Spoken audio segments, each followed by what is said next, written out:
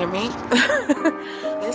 This is going to be my immediate thoughts. I had just finished reading the final pages of Seed to Harvest, or the final pages of Patternmaster, the last book in the chronological order of Seed to Harvest, and these are my immediate thoughts about that story and then in comparison to the rest of the series. I also try to avoid any major spoilers. I try to keep it light and vague, but there are definitely going to be spoilers in this video as far as making sure I got my point across.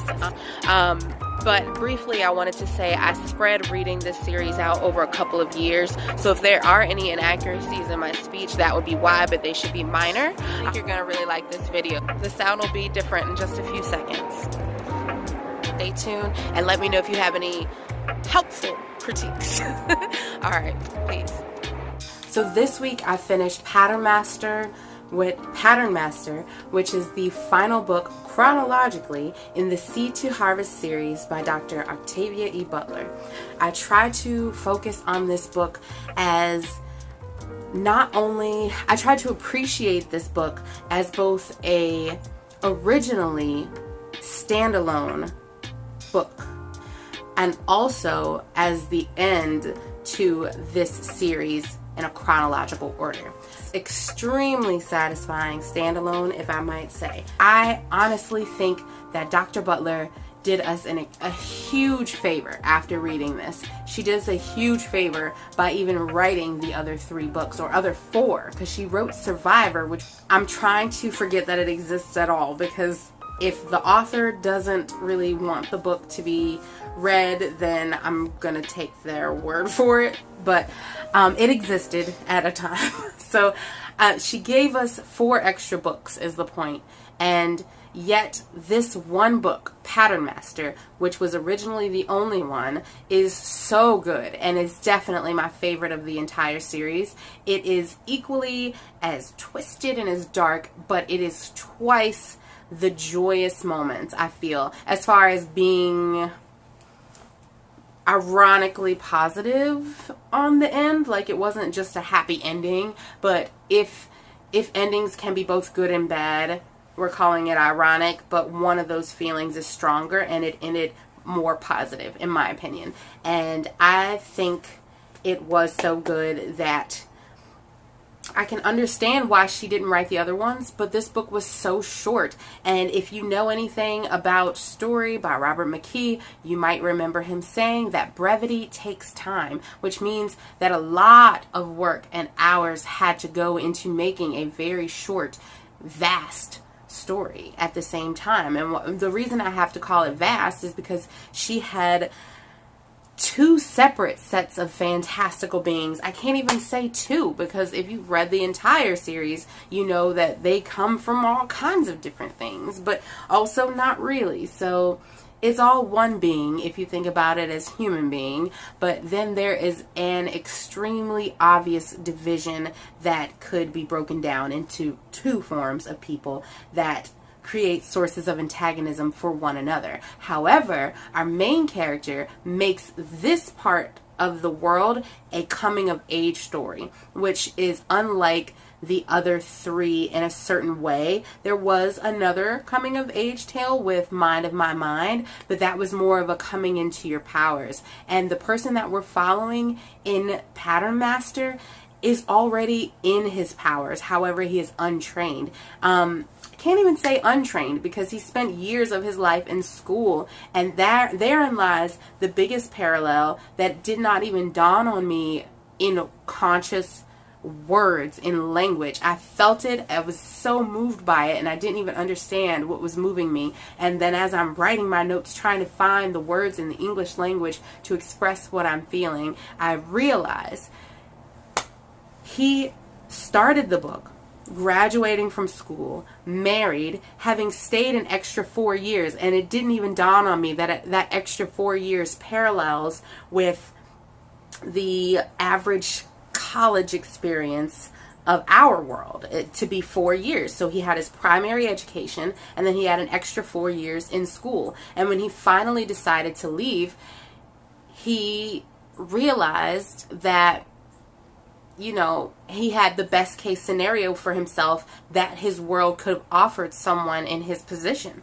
And I don't want to talk about that because it goes into the conflicts with the power system. So I'll just have to say you'll want to read this book. But these things you understand so quickly, the depth of why he decided to stay. And it doesn't seem important, but it's giving you exposition, it's dramatizing it, and then it's using it all again later, so you don't even realize you're being primed to care so much for this character and why he chose to stay in school, because it happens, they talk about it so quickly, and it makes sense for other reasons for it to come up. But what he realizes shortly after leaving school is that, like most of us, he realizes how underprepared that he is after so many years of his life. After most of the years of his youth, he is now a young man taking on the world, literally might have to fight for his life. We're all fighting for survival in a way when we think, oh, if we go to school and we do a good job, and then, our extra 4 years would be college. For him, that extra 4 years, in another way, depended on life and death. It wasn't, for us, it's go to school and get a good job. And for him, it was, I have to stay in school so I can get a better job. Oh my God, there it is again, how these parallels, when you put them in the words, they're the same. He stayed in school so he could get a better opportunity for his life. And then when he finally leaves, on the promise of a better opportunity, he quickly realizes that things can change and go left, and he's also completely unaware of the things that he didn't learn. He doesn't know what he doesn't know to face this world as it is. He immediately has to deal with their version of real world problems. He's told by his main source of antagonism, school can't protect you anymore. And then you continue to read only to realize, same as us, the school didn't really protect him at all. And in some cases, it set him up for failure. And for other people who he meets, the school was a sort of a prison for them. And then when they finally, for that other person or those other people, when they finally escaped, they only had to face different problems. So our main character is the only view through which we are able to see that transition from school to being a functioning part of their society. And in seeing it, we realize in less than a year, he's learned more to deal with his world than he did in school, just like so many of us in our world as it is now. And just, it was such an interesting read. I'm like, I don't even know where I can take you from here, so I'm not going to dwell too much on other aspects of the story, but I have to continue to give credit to Dr. Butler for the surgical precision of writing so much of this deep and rich world into one book. This was the standalone. This was the book that was meant to be the only book once upon a time of this world. And so briefly, she's able to take the English language and use words with such specificity that you understand the depth of how so many different things can change from our normal everyday human society to now people like us that are just regular human beings. We're now the minority, an extreme minority, and there are two other species who we are now beneath, and one of which we are in service of, and they have to protect us. And they refer to normal human beings in the derogatory term of mutes, which, as you know from our world, is a very derogatory way of referring to people who have a loss of hearing or may have never been able to hear. But being deaf and being mute are not the same thing. Mute specifically means you cannot speak, not that you choose not to speak. That's another thing, but that's a conversation for another day. But the point is, Dr. Butler has taken that same derogatory term and kept it derogatory, however, applied it to all of the humanity that we are in our real life present. And in this fantastical story, she's taken mute and made it equally derogatory. And then they have concepts of things that we only use for animals, so now dehumanizing human beings by having phrases like mute herd, which is similar to herding cattle, but no, now you have a herd of people who can't mute because they can't communicate telepathically or can't perceive others' thoughts. They can't choose to block people from their thoughts. They have no shields. And that's another thing I really loved about this book, and I don't want to get off topic. 1 second. Now, if you actually read the prequels, you will notice that you will see the depth to which she has worked on this story. You can see the expansion of what she turns into mere sentences, a singular paragraph even, in the final book, Patternmaster. When it was a standalone, she took each other prequel written after and turned them into a paragraph or a few sentences and made them a part of this standalone. So if you read Patternmaster, you can understand very well. And it's such a drastically different There's so much that is taboo about this world that is, that is in our perception would be taboo in this world. And yet this world, as she writes it, she's talking about it as if it's normal things. And I feel like the prequels are a possible answer to perhaps backlash that she might have received that might ask the question, well, how can humanity become like this? How could we become so powerful or so animalistic in other aspects? How could we become such taboo in ways that we would have never been? And there comes the prequels. She starts all over again, chronologically speaking. We start with Wild Seed, which has our main character asking these same questions. How could you do this? How could we become so animalistic? How could we become so careless of each other? And it's being asked now of that main character's source of antagonism, which is another being who embodies everything that this final book, Patternmaster, wraps up. So therein lies the desire to have it chronologically. It's almost as if Dr. Butler gave us everything that we needed with Patternmaster and then decided out of the goodness of her heart to allow us into her mind and spoon feed us how she got from our humanity or our version of humanity to the version of whatever you could even call it. I don't even know if you could call it humanity anymore, of Patternmaster.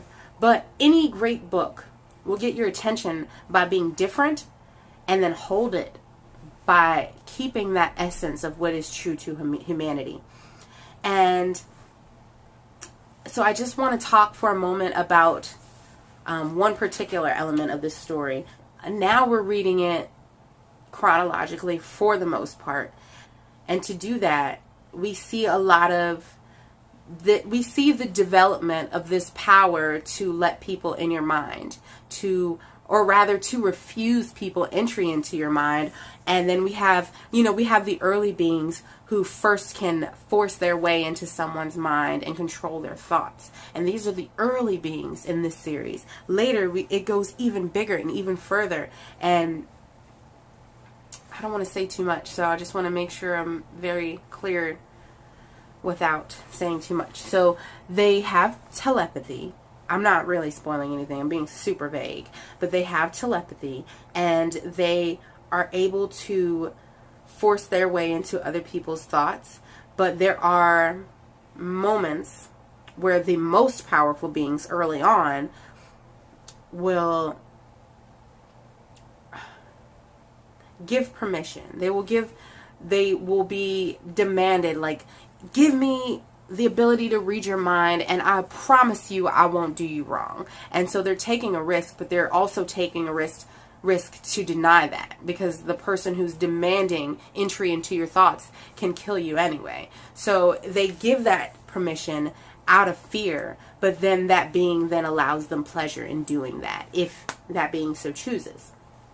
And then you fast forward throughout this series of this kind of scary way of people forcing their way into your thoughts. And the only way to receive pleasure that we see is for them to hopefully not betray you once you let them in your thoughts. And then finally, in this last book, which was once a standalone, now that we're reading it chronologically, when we get to this last book, it makes it much sweeter to see those moments where two people choose with no other, I mean, there are other threats, but they're not threatening each other. They're saying, can I have permission to be in your mind? And that other person is saying, I give you consent to be in my mind. And then there's still that risk of they might betray, because this is an Octavia Butler novel, but consent is just so sexy. And you finally get to have that moment of two people who are choosing to be in each other's minds, and it's pleasant and it's beautiful, and you get to see a romance develop from that. So you still have that same air of horrifying vulnerability, but you get twice the pleasure. You get a lot more, it's more intimate, because these people aren't being forced to let you in on the hope of pleasure. They're giving you permission to let them in and hoping you don't betray them, and yet the moment is so nice that it doesn't feel like there's betrayal to be had. And plus, in giving them giving them the ability to get in your mind, you can also get into theirs. So there's that. I don't want to take too much more time here, but I just have to say that there are a lot of taboo topics in this series. And if you start with Patternmaster, which was once upon a time a standalone, then you really get thrown into the deep end of seeing this world and seeing these taboos painted up as normal, versus if you read the whole series, where you get kind of spoon-fed, or you get kind of eased into this very taboo world. You even have a main character who's protesting it. And I could talk for hours about the way I think Dr. Butler's going to go, and then she never goes that way. And even though it has frustrated me more than once in reading her stories, I keep coming back for more, because as a writer, I'm realizing, when I get to the end of the story, even if it wasn't the way that I thought and it's frustrating, there's nothing differently that I could do. Like, as a writer, I can't see a different way for it to go. It seems like a natural progression once we get to that close, that Dr. Butler took us that route. And I have to briefly say that Clay's arc, the third book chronologically, is a huge example of that. By time reading this chronologically, by time I got to the third book, Clay's arc, I was like, who are these people? Where are we? What is happening? I don't understand. And I just knew Clay's arc was going to be something that answered my very small question that still has not been answered. Maybe it was answered in Survivor, maybe not. Maybe Clay's arc being the name of the third book is the answer. But there was a character, Clay Dana, in the second book. So if you've read it, maybe you got something that went over my head. Things go over my head. I am neurodivergent. I miss sarcasm. Things that are that subtle will be missed by me. So I just was like, okay, so Clay Dana decided he was going to leave. He left. Maybe that's going to be an arc. And then when the next story's named Clay's arc, I thought, okay, here we go. Here's the answer. Wrong. Or maybe it is the answer. I don't know. Still haven't figured that out. I'm saying all that, trying not to spoil anything, but there's not much to spoil because I'm completely oblivious when it comes to Clay. But what I do know is that Dr. Butler purposely named that person Clay after having written Patternmaster, knowing that she was calling these people the Clay arcs, and then writing Clay's arc, and then going back again to another previous moment, and then giving us a character named Clay. So there is so much proof when you read it chronologically or out of order. There's so much proof that Dr. Butler knew what she was doing with this entire series, probably before she even decided to write it as an entire series instead of just one book. And the level of work that went into it, I have to repeat again, thank you, Mr. McKee, brevity takes time. And with that being said, I have a lot to ponder with this book alone. And then I'm going to get back into my notes for my short story now that my mind's been... Okay. So thank you for watching. Like, share, subscribe, comment, and hit that notification bell if you need more of me. Peace.